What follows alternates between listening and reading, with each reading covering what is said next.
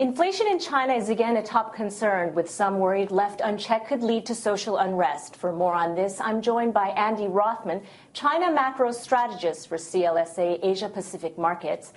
Andy, you seem to be pretty confident that there will be no social unrest due to higher food prices. Why is this?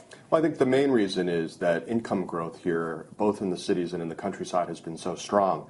More than 7% in the cities, adjusted for inflation for the decade, and for the last 5 years in the countryside, that leaves Chinese consumers much better able to deal with higher food prices than consumers in some other countries. At what point does inflation lead to social unrest? Well, I think we're a long, long way from that. I remember that CPI is only 4.4% in October, and almost all of it's food, and it's food items that people can adjust for. So I think that the risk of social unrest is very, very low for the foreseeable future because of food prices. How about inflation figures? Some say they're widely underestimated. What's your view on this? Well, there are a number of issues to look at. One is that the CPI basket in every country is a little bit controversial because it's designed to capture an average, and almost no one is average. And remember, most people in China are still relatively poor rural people. And so for them, their basket is much different than my basket might be living in downtown Shanghai. But I think in terms of what the basket covers, and it's reasonably transparent, I don't think the government is deliberately trying to hide higher inflation. And for 2011, what's your outlook for inflation, and where do you see some of the biggest inflationary pressures? You know, I'm really not worried about inflation. To me, the inflation that we're seeing now is not all that high at 4.4%, given the economy is growing at about 10% and nominal wage growth is at least 10%.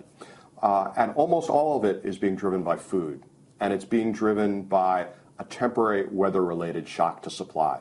Freezes that were a problem for orange trees, flooding that was a problem for vegetables. So this is temporary, and it will moderate as we get into the first half of next year.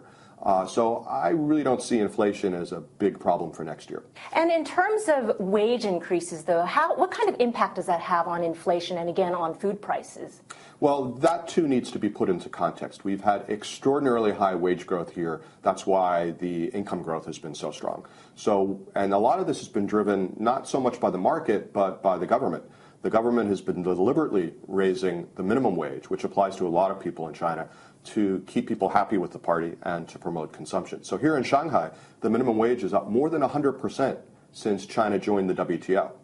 So if you can also look, though, at inflation here, non-food inflation has been very low. Even the whole CPI for the last 10 years has averaged 2%. So what we've seen is tremendous productivity growth at companies so that they're not having to pass on these higher wages to higher final goods prices. So it really hasn't been very inflationary, and I think that'll continue to be the case. So what's your outlook for CPI next year, then? I think CPI next year will be about 4.5%.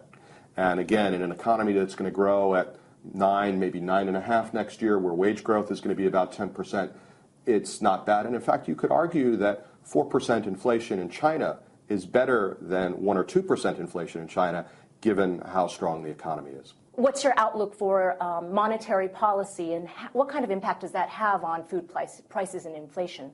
Well, to me, we've had monetary policy playing only a contributing role in inflation.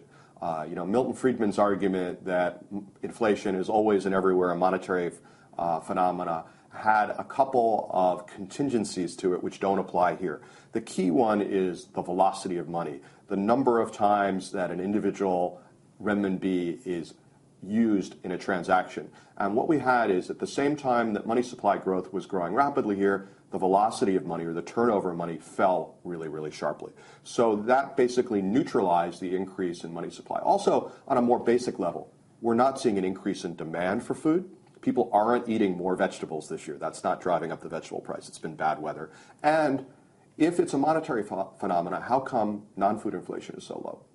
So I think that what we'll see from monetary policy is what I would call normalization. We had a big acceleration of monetary policy for the stimulus in 2009, and now that's being brought back down and will be at about normal levels. So look for M2 growth, loan growth to be about what it was in the years before 2009.